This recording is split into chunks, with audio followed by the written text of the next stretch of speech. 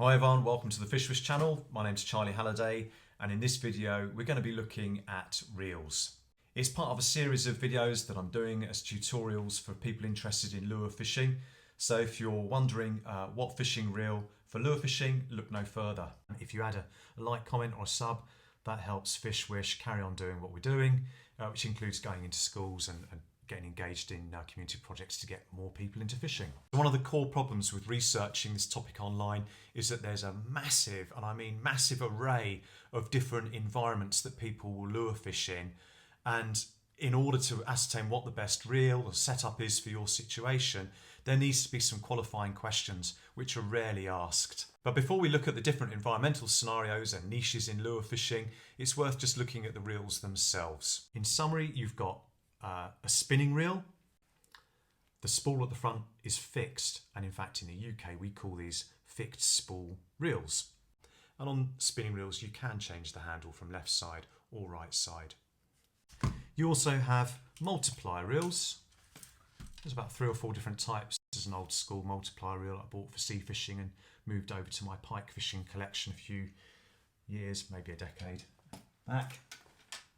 But what you'll see more of is these, which is a different type of multiplier called a bait casting reel or a baitcaster. And what you'll find with multipliers and baitcasters is that the spool itself actually moves. The handle is on the left hand side on this one.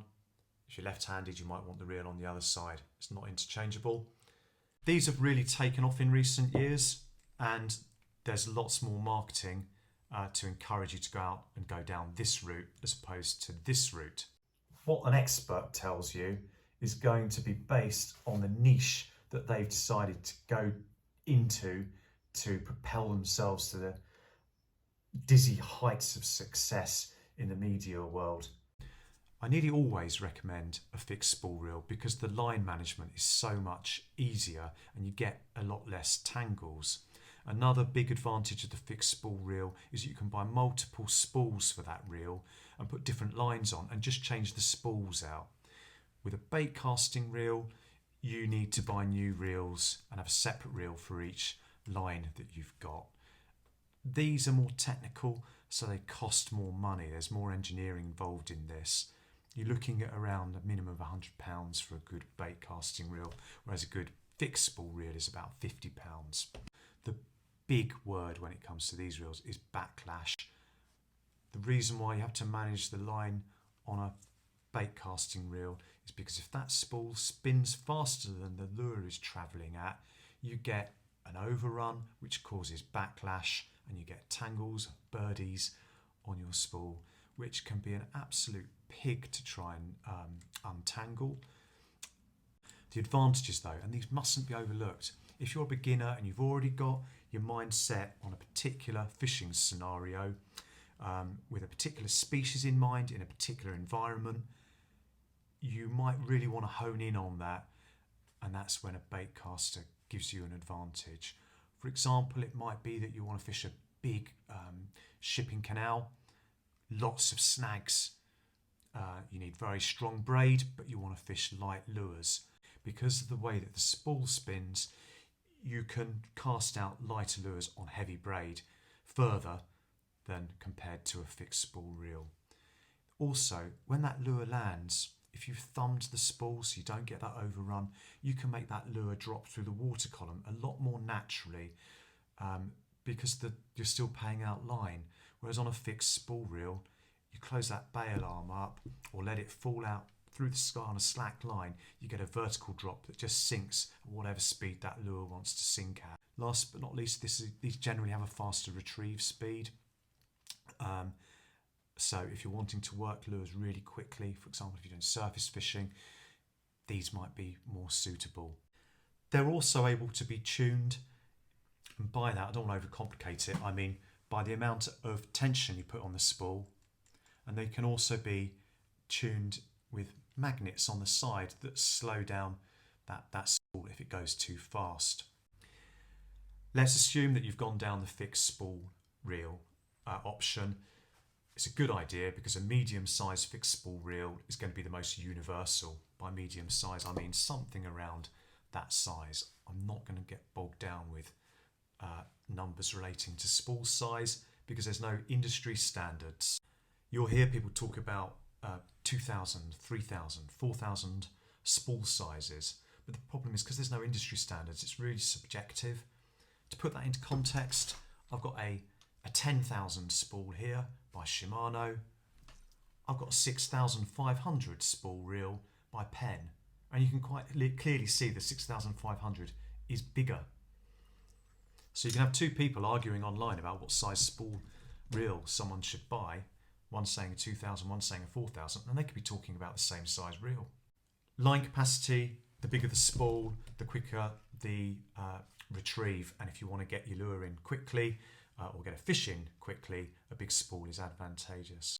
You will get gear ratios written down on spools. They won't say inches per second because obviously the more line you've got out, the smaller that diameter becomes, and it has a detrimental effect on the retrieve speed. But don't be fooled into thinking a big spool will guarantee you more casting distance unless you're using balanced tackle. A 5 gram jig head on this reel with 50-pound braid is not, with a big spool, is not going to go as far as a 5 gram jig on this reel with 8-pound braid on this tiny spool. So when someone says a bigger reel can cast further, what they actually mean is a bigger reel will have more line capacity. Obviously this one's going to carry more line than this one. Worth also bearing in mind that two similar sized spools can have different carrying capacities. This one's arbor is much narrower than the arbor on this one. Some of the cheaper reels will use composite metals that weigh considerably less and they're considerably weaker. So just going back to that other reel I was showing you here, weighs an absolute ton, but that gives the reassurance that the components inside are strong and it's got good cranking power. I can power through that handle without fear of cogs getting worn and broken inside. A good indication on the quality of the reel is how you take the handle out. If you just have to unscrew it on the other side and you pull the handle out and it's like on a spindle, that's not going to be as strong as these ones that do actually require you to back wind on it to unscrew it. So if I unscrew that, it will come out. And see how that's just got the short spindle, just screws in. It's absolutely caked with grease, this one, but that's a good thing. So on this nice little cheap Akuma reel, if I unscrew the cap on the other side and pull the handle out, there you are. Handle's on a longer spindle, goes all the way through. I use this actually for fishing for salmon on big rivers where you need to pick up line very quickly. A reel with good quality components that you're able to really crank down on is going to be better for landing a 5-pound wrasse that's renowned for being incredibly powerful than a 5-pound bass. You might go for a cheaper reel for the bass if it's on an open beach. The other thing I'll say about spool sizes is a bigger spool will have bigger drag discs inside, so more potential to really wind down on that clutch. If you get a really big fish on a cheap reel or a small spooled reel, that you could tighten that drag right up and a fish could still potentially pull line off if that line didn't snap. Okay, so hopefully that gives you some context for everything we're about to talk about now. The different environments that you're fishing in, we talked about the qualifying questions like size of fish, spool size in relation to how far you're casting. So let's just say you're going to be fishing in salt water. One of the key requirements there is to have a reel that's going to be able to deal with the elements. Salt's highly corrosive. This is my go-to reel, for example, when I'm kayak fishing on the sea. And it's got if I take the spool cap off, you'll see that it's got a sealed drag system, sealed spool, and sealed down here to stop salt water from getting in. They'll advertise this as salt resistant, but you've got to be slightly careful because salt resistant can mean as little as just replacing metal components for plastic ones, which doesn't really help anyone, to be honest. The paint and the metals used are going to be salt resistant.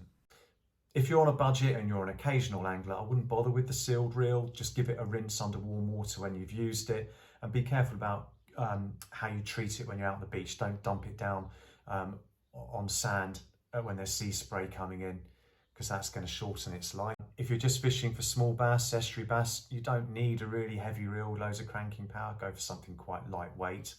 If on the other hand you think you're going to be hooking into double figure fish or going abroad and using your reel, get something with a bit more guts to it and spend a little bit more. Pay particular attention on the roller of a bail arm. This bit rolls to stop friction on the line as it passes over. That can seize up very easily without you noticing, and it will damage your line, and it will also start to create a groove underneath there where the line starts to wear the metal in one place. When you buy a fixed spool reel, it will probably come with some extra washers. That is so that you can make very slight changes to how the line lays onto the spool. You want the line to lay on completely evenly from top to bottom, but by adding washers underneath, you can move the spool just a fraction further forwards or a fraction back so that the line's laid on evenly. Something else to consider is not just the fish you're targeting, but the size of lures you're using. If you're using lures like this, obviously you're going to need a bigger reel. You're not going to be casting it out with that. It's about a balanced tackle, isn't it? So that's probably a better suited size lure for a reel this size. Let's move on to freshwater venues. Big lakes, open waters, reservoirs, they're not really too dissimilar to the salt environment. You might be wanting that distance requirement. There might be some very big fish. The only real difference is that there's also a lot more marginal features that you can fish for. The one thing I would say is I look for less bling and less shine in freshwater stuff. That's nice and matte black. If a fish comes in close, clear water, I don't want it to be spooked by something as shiny as that. So on rivers and canals and small inland waters, I normally go for a medium to small sized reel, depending on what lures and what fish I'm going for. So medium lures will be chucked out with this, smaller lures with this. The most common mistake I see in beginners is people retrieving their lures way too quick. It's fine in the summer when fish are chasing fish, but in this horrible cold country we call England, the fish are normally quite slow during the winter months and you need to do a slow retrieve. That's why a small reel in a beginner's hands is far better than a bigger one with a quicker retrieve. A good indication on the intention of the reel is on the handle. If you look at this one, it's got this little handle for fingertips. So, you know, little turns, little deft touches. Compare that to something like the spin fisher, and it's got this great big one here so you can get your hand on it and really give that some welly. And then on this middle-sized reel, you can see it's got you can get your thumb over the top and give it some winching, but also just use your fingers on it. So that's a good indicator actually. Here's another tip. If you buy an expensive reel, just make sure that you loosen the drag off when you put it into storage. If you leave that drag up tight, it compresses the discs and they become less effective. I hope that's really useful. If it is, please leave a like or a comment. If I've missed anything out, please let me know. And if you disagree, you know, let me know. And yeah, the next tutorial will be on lures. I've deliberately kept the subject of lures and rods out of this tutorial. There are tutorials specifically on those.